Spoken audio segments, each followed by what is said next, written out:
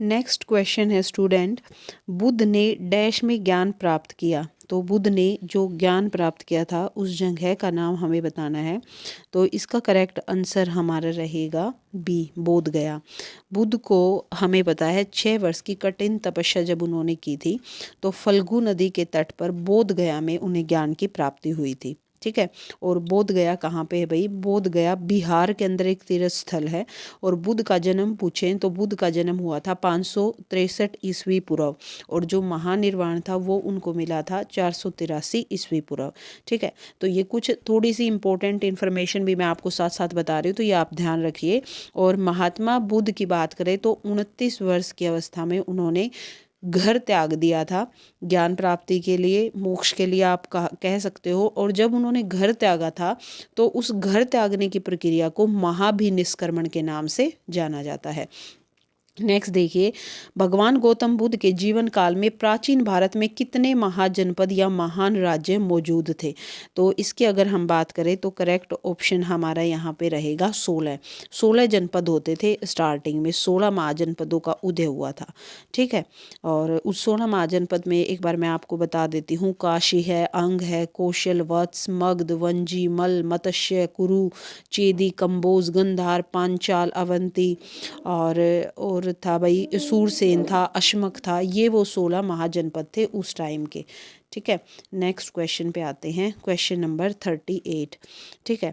Question number 38 क्या कहता है? भारतीय पुरातत्वविदों ने हाल ही में डैश में एक बौद्ध स्थल से एक दुर्लभ आदम कद प्लास्टर की मूर्ति का पता लगाया है। तो करेक्ट आंसर है तेलंगाना। 2019 में ये हुआ है, तो ये आपको ध्यान रखना है। 1700 पहले कारीगरों द्वारा इसे बनाया गया था, इस मूर्ति को। ठीक है। नेक्स्ट क्वेश्चन पे आते हैं। नेक्स्ट क्वेश्चन है भाई क्वेश्चन नंबर 39। इसमें हमने मिलान करना है, तो ये जो करेक्ट ऑप्शन यहाँ पे रहेगा, देख लेते हैं। जन्म, जन्म को क्या बोला जाता है? ये एक मिनट, बी ए थर्ड। सान, ज्ञान, ज्ञान की अगर हम बात करें तो महात्मा बुद्ध को हुआ था बोधि वृक्ष के नीचे। और प्रथम उपदेश, प्रथम उपदेश की बात करें हैं तो ये हुआ था, प्रथम उपदेश को बोला गया है चक्र, और मृत्यु को डी, फोर्थ स्तूप। तो करेक्ट ऑप्शन जो यहाँ पे मैच होगा 39 क्वेश्चन का वो रहेगा बी। ये आप एक बार देख लेना।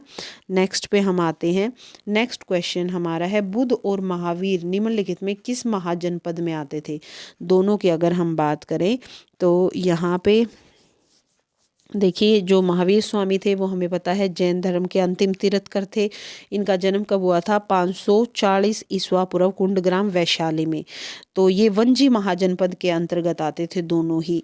ठीक है। और बौद्ध धर्म के संस्थापक थे भाई गौतम बुद्ध, जिनका जन्म अभी ऊपर मैंने बताया था 563 ईस्वी पूर्व कपिल वस्तु में लुम्बिनी नामक स्थान पर हुआ था। नेक्स्ट क्वेश्चन है, निम्नलिखित में से कौन सा महायान बौद्ध दर्शन तथा हीनयान बौद्ध दर्शन के बीच सर्वाधिक बुनियादी अंतर है? तो यहाँ जो करेक्ट ऑप्शन रहेगा वो रहेगा हमारा देव एवं देवियों की पूजा। तो अगर हम बात करें ना तो कनिष्क के समय, चतुर्थ जो बौद्ध संगीति के समय, बौद्ध धर्म को 2 संप्रदायों में बांट दिया गया। एक संप्रदाय था हमारा हीनयान और एक था महायान। तो हीनयान संप्रदाय के जो लोग थे उनका मत था कि प्रत्येक व्यक्ति को अपने प्रयत्नों से ही मोक्ष की प्राप्ति का प्रयास करना चाहिए, वो ऐसा मानते थे। और जबकि जो हीनयान संप्रदाय के लोग थे, हीनयान वाले, वो मूर्ति पूजा करने लगे थे, देवी देवताओं की पूजाओं पर नहीं, हीनयान वाले नहीं करते थे भाई।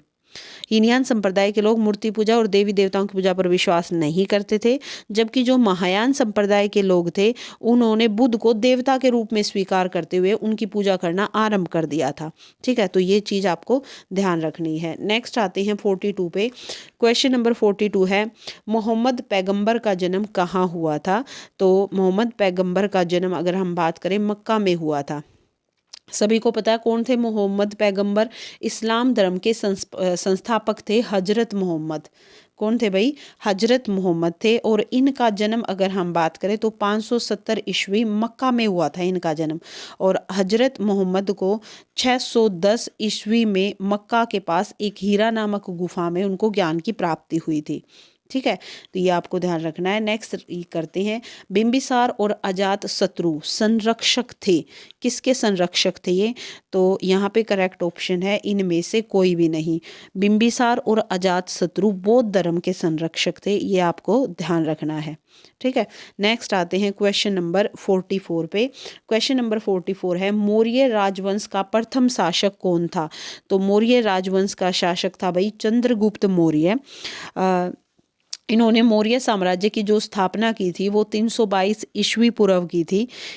और राजधानी इनकी पाटलिपुत्र थी। कुछ एक बात है इनके बारे में। और इस काल के जो प्रसिद्ध शासक हुए हैं वो चंद्रगुप्त हुआ है, बिंदुसार थे और एक थर्ड अशोक थे। ये आपको ध्यान रखना, वो इसके समकालीन थे, साथ में ही थे। नेक्स्ट है क्वेश्चन नंबर 45, निम्नलिखित विकल्पों में से कौन राजा अशोक का पुत्र नहीं है? राजा अशोक का पुत्र इनमें से कोई नहीं है। तो जो कैवल्य है वो राजा अशोक का पुत्र नहीं है। और सम्राट अशोक ने अपने पुत्र महेंद्र और पुत्री संघमित्रा को बौद्ध मिशनरी के कर्तव्यों को पूरा करने के लिए श्रीलंका भेजा था, सिलोन में। तो जो कुणाल है ये सम्राट अशोक और रानी पद्मावती के पुत्र थे। और जो ये हमारा तिवाला तीवर है ये सम्राट अशोक और कुरुबाकी का पुत्र था। और एक और है भाई, ये कुणाल भी है, महिंद्रा भी है, एक जालोक भी था। ये सम्राट अशोकों के पुत्र में से था जालोक भी। और उनका उल्लेख जो है वो कल्हण की जो राज तरंगिणी है उसमें मिलता है। नेक्स्ट आते हैं हम क्वेश्चन नंबर 46 पे। क्वेश्चन नंबर 46 क्या है? निम्नलिखित में से कौन सा कथन सही है? मैक्सथनीज सेल्यूकस निकेटर का राजदूत था और अशोक ऐसे पहले शासक थे जिन्होंने अभिलेखों द्वारा जनता तक अपने संदेश पहुंचाने की कोशिश की थी। तो यहाँ पे दोनों ही ठीक है भाई, पहला भी और दूसरा भी। नेक्स्ट आते हैं क्वेश्चन नंबर 47 पे।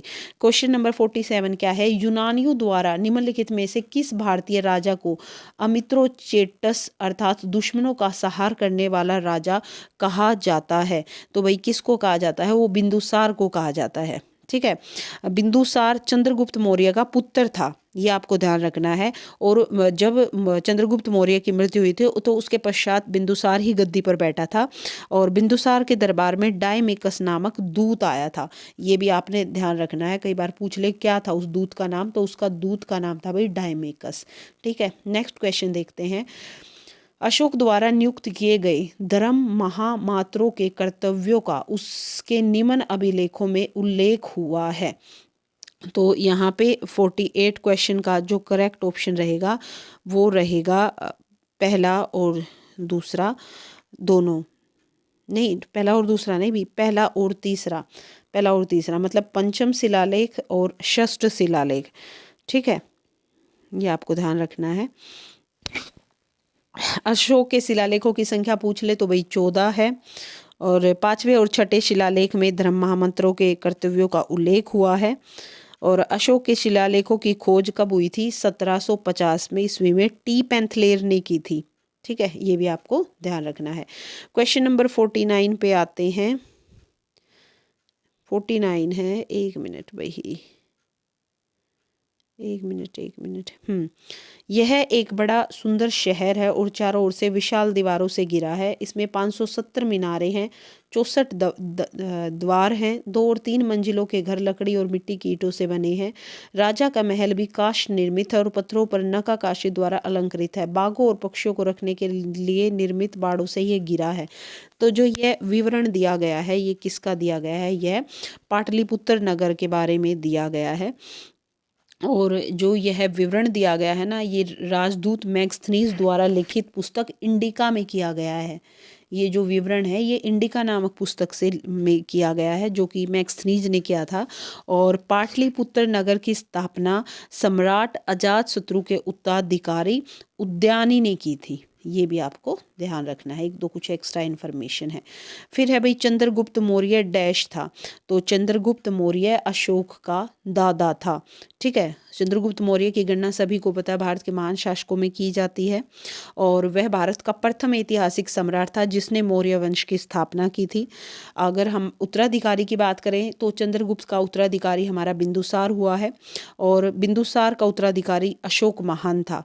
ठीक है, और अगर हम बात करें चंद्रगुप्त मौर्य के दादा का नाम अशोक था। तो ये आपको ध्यान रखना है।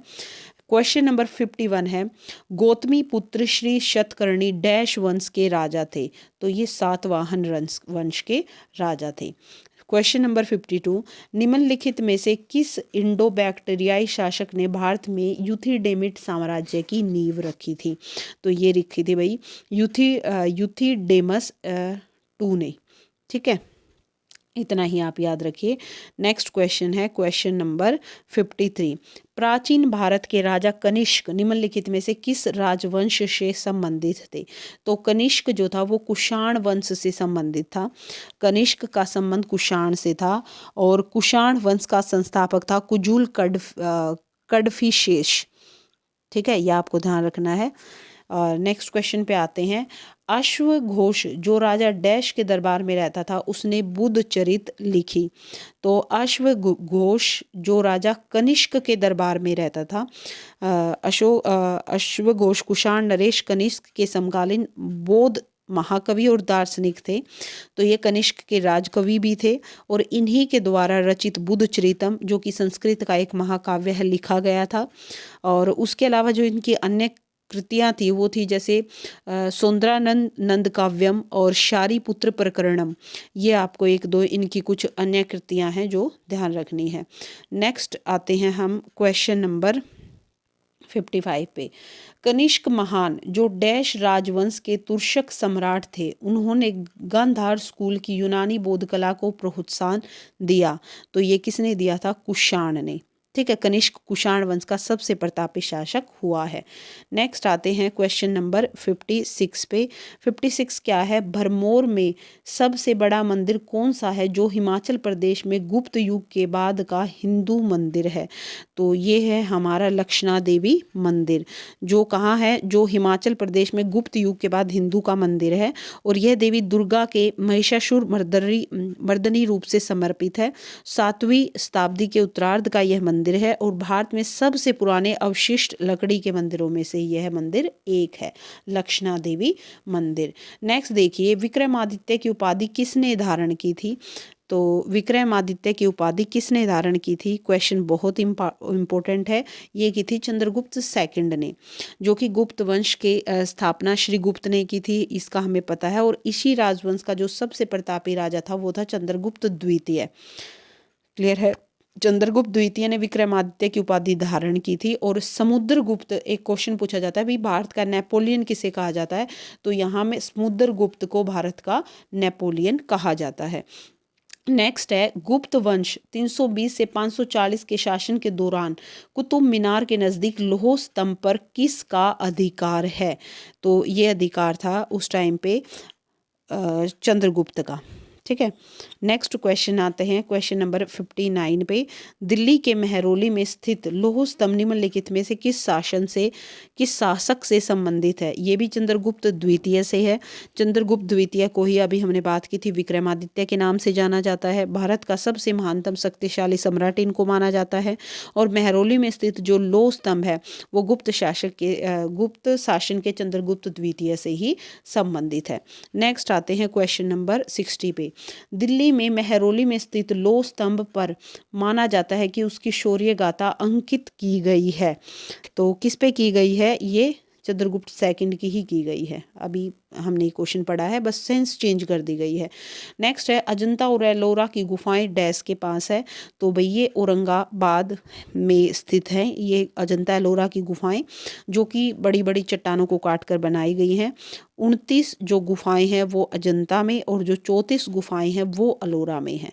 ठीक है, नेक्स्ट आते हैं, विश्व प्रसिद्ध अजंता की गुफाएं किस राज्य में स्थित है? अब राज्य का नाम पूछ लिया, तो राज्य की अगर हम बात करें, जस्ट वेट, तो ये करेक्ट आंसर हमारा रहेगा मुंबई। ठीक है, बी। वैसे तो देखिए औरंगाबाद तो शहर का नाम था, लेकिन अब राज्य का हमसे पूछा गया है तो ये महाराष्ट्र में पड़ती हैं हमारी। ठीक है, महाराष्ट्र राज्य में स्थित है। नेक्स्ट क्वेश्चन देखते हैं, 3री शताब्दी में वाकाटक वंश के संस्थापक कौन थे? वाकाटक, तो ये थे भाई विंध्य शक्ति। थर्ड ऑप्शन यहाँ पे करेक्ट है। नेक्स्ट आते हैं क्वेश्चन नंबर 64 पे। भारत में स्थित राजा नारसिंह देव का सूर्य मंदिर कहाँ स्थित है? तो ये हमारा रहेगा कोणार्क में। ठीक है। सूर्य मंदिर जो है वो कोणार्क में स्थित है। राजा राज डैश वंश के शासक थे, तो राजा राज जो थे वो चोल वंश के शासक थे, ठीक है। चोल शासकों में से ये राजा राज थे और इनका शासन काल भाई 985 ईस्वी से 1014 ईस्वी तक रहा, ठीक है। ये आपने ध्यान रखना है। नेक्स्ट आते हैं, वंश संबंधित स्थान का कौन सा युगम सही है? चोल उरय्यूपुर और पल्लव कांचीपुरम। मतलब ये हमने बताना है कि क्या दोनों ठीक हैं या फिर पहला ठीक है, ये हमने बताना है। तो यहाँ पे जो करेक्ट ऑप्शन है वो रहेगा फर्स्ट और सेकंड, दोनों ही युगम जो हैं हमारे वो सही हैं। नेक्स्ट क्वेश्चन है 67, निम्नलिखित में से किसे सबसे शक्तिशाली चोल शासक माना जाता है? तो जो सबसे शक्तिशाली माना जाता है वो राजा राज फर्स्ट को माना जाता है, जबकि चोल वंश का संस्थापक कौन है? विजयलाल है, ये आपको ध्यान रखना है। और इसके बारे में और थोड़ी सी इन्फॉर्मेशन ले लेते हैं। सम्राट बनने के उपरांत जब राजा राज सम्राट बने थे तो उन्होंने दक्षिण भारत में श्रीलंका के राज्यों और उत्तर भारत में कलिंग उड़ीसा पर इन्होंने विजय प्राप्त की थी। नेक्स्ट है, अपने गुफा मंदिरों के लिए प्रसिद्ध घारापुरी द्वीप कहाँ स्थित है? तो ये रहेगा ए, ये हमारा मुंबई तट पर स्थित है। नेक्स्ट है, कंधारिया महादेव मंदिर किस राजपूत वंश के संरक्षण में बनाया गया था? तो यहाँ करेक्ट ऑप्शन है बुंदेलखंड के Chandel. Next question number 70, Chidambaram का चोल मंदिर निम्न में से किस धार्मिक समूह का है? तो 70 का जो हमारा करेक्ट ऑप्शन रहेगा, जस्ट वेट फॉर 1 मिनट, 70 का रहेगा भाई, एक मिनट, नयनार, ठीक है। 71 पे आते हैं, चोल काल में निर्मित नटराज की मूर्ति में भगवान के कितने हाथ दिखते हैं? तो 4 हाथ दिखते हैं। नटराज की मूर्ति का निर्माण चोल काल में ही हुआ था। नटराज शिव का पर्यायवाची होता, तो ये शिव की प्रसिद्ध मूर्ति है जिसमें भगवान की 4 भुजाएं और वे हम कह सकते हैं 4 हाथ हैं, और उनके चारों ओर अग्नि के घेरे हैं। एक पाँव में उन्होंने एक बोने अक्षमा को दबा रखा है और दूसरा पाँव नृत्य मुद्रा में ऊपर की ओर उठा हुआ है। नटराज की मूर्ति सबने देखी है। और उन्होंने अपने पहले दाहिने हाथ में डमरू पकड़ा हुआ है और डमरू की जो आवाज़ है वो सर्जन का प्रतीक है। नेक्स्ट हम आते हैं क्वेश्चन नंबर 72 में, डैश मंदिर का निर्माण राजा राज चोल द्वारा किया गया था? तो राजा राज चोल के द्वारा ये आ जाएगा हमारा भाई सी, वृद्धेश्वर मंदिर का निर्माण इन्होंने कराया था तथा उसकी जो ये वृद्धेश्वर मंदिर है ना, इसकी दीवारों पर बौद्ध प्रतिमाओं का उत्कीर्ण हमें मिलता है। नेक्स्ट है, चालुक्य वंश का राजधानी शहर था? तो यहाँ पे है बादामी। जो चालुक्य है वो दक्षिण भारत का प्रसिद्ध राजवंश था और जयसिंह इस वंश का प्रथम शासक था, जबकि पुलकेशियन प्रथम चालुक्य साम्राज्य का वास्तविक संस्थापक था। यह आपको ध्यान रखना है। और इसी वंश का जो अंतिम शासक था वो था कीर्तिवर्मन द्वितीय। नेक्स्ट है, एलोरा का प्रसिद्ध कैलाशनाथ मंदिर किसके द्वारा बनवाया गया था? तो ये कृष्ण प्रथम के द्वारा बनवाया गया था, आपको ध्यान रखना है, ठीक है। फिर है भाई अनंत वर्मन। नेक्स्ट क्वेश्चन है, अनंत वर्मन डैश वंश का शासक था? तो अनंत वर्मन की अगर हम बात करें तो ये हमारा गंग वंश का शासक था। सी ऑप्शन यहाँ पे हमारा करेक्ट रहेगा।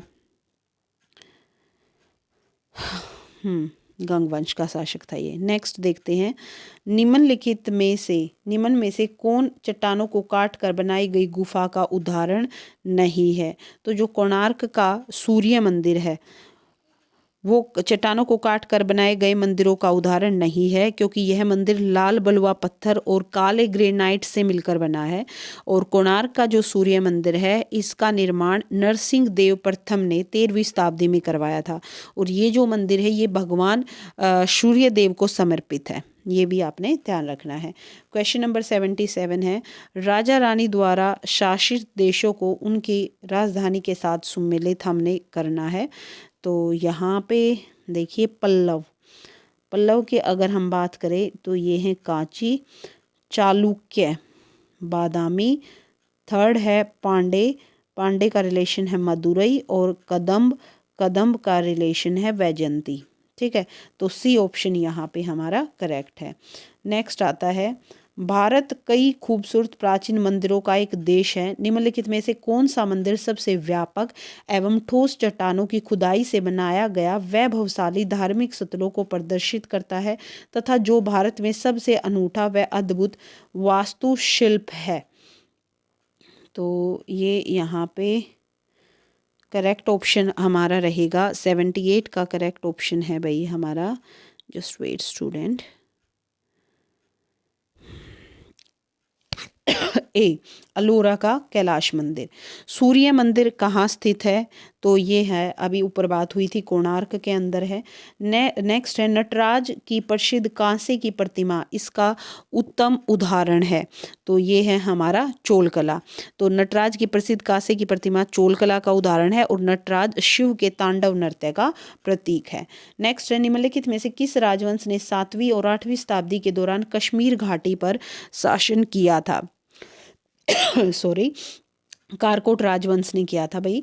82 की हम बात करते हैं, किस चालुक्य राजा ने अभिनव सिद्धराज की उपाधि धारण की है? तो 82 का करेक्ट आंसर है हमारा भीम सेकंड ने। गुजरात के चालुक्य अथवा सोलंकी वंश अग्निकुल से उत्पन्न राजपूतों में से एक था और गुजरात के चालुक्य शाखा की स्थापना का श्रेय जाता है मूलराज प्रथम को। और इसी वंश के शासक जो अजयपाल थे, उनके पुत्र भीम द्वितीय ने उसके राज्य पर मुस्लिमों के आक्रमण को सफलतापूर्वक दबाने के पश्चात ही उनको अभिनव सिद्धराज की उपाधि दी गई थी। नेक्स्ट आते हैं हम क्वेश्चन नंबर 83 पे। क्वेश्चन नंबर 83 क्या है? Just wait. संगम काल दक्षिणी भारत में डैश काल है? तो संगम काल तीसरवीं शताब्दी बीसी से 3वीं शताब्दी एडी तक संगम काल है। नेक्स्ट है क्वेश्चन नंबर 84, दिल्ली की सुरक्षा प्राचीर में निम्न में से कौन सा इब्न बतूता के द्वारा सबसे उत्तम दरवाजा बताया गया? तो ये है भाई दिल्ली दरवाजा। ठीक है, दिल्ली दरवाजे को ही इब्न बतूता या उत्तम दरवाजे के नाम से जाना जाता है। और इब्न बतूता द्वारा अरबी भाषा में लिखा गया उनका एक यात्रा वृत्तांत है इब्न बतूता का, जिसको हम रेहिला नाम से जानते हैं। नेक्स्ट है, भारत के मूल निवासी थे?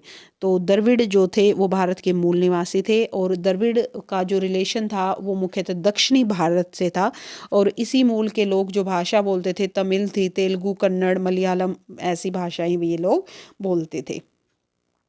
नेक्स्ट, यही कुछ क्वेश्चन थे भाई हमारे जीके के। और ये जो वीडियो मैंने स्टार्ट की है अभी, इसमें हम अपनी पूरी जीके कंप्लीट करेंगे टॉपिक वाइज। तो आज मैंने ये फर्स्ट चैप्टर यहाँ पे कंप्लीट किया है और अगर आप इन क्वेश्चंस को करके जाते हैं, कुछ एक्स्ट्रा इन्फॉर्मेशन मैंने अपने हर क्वेश्चन के साथ दी है, तो डेफिनेटली आपका क्वेश्चन जीके से नहीं रहेगा। और साथ साथ हमने अपने करंट अफेयर पर भी फोकस करना है। तो ये आज की वीडियो थी, आशा करती हूँ वीडियो आपको अच्छी लगी होगी। अगर वीडियो के क्वेश्चन आपको पसंद आते हैं तो वीडियो को लाइक, शेयर और चैनल को सब्सक्राइब करें। Thank you everyone.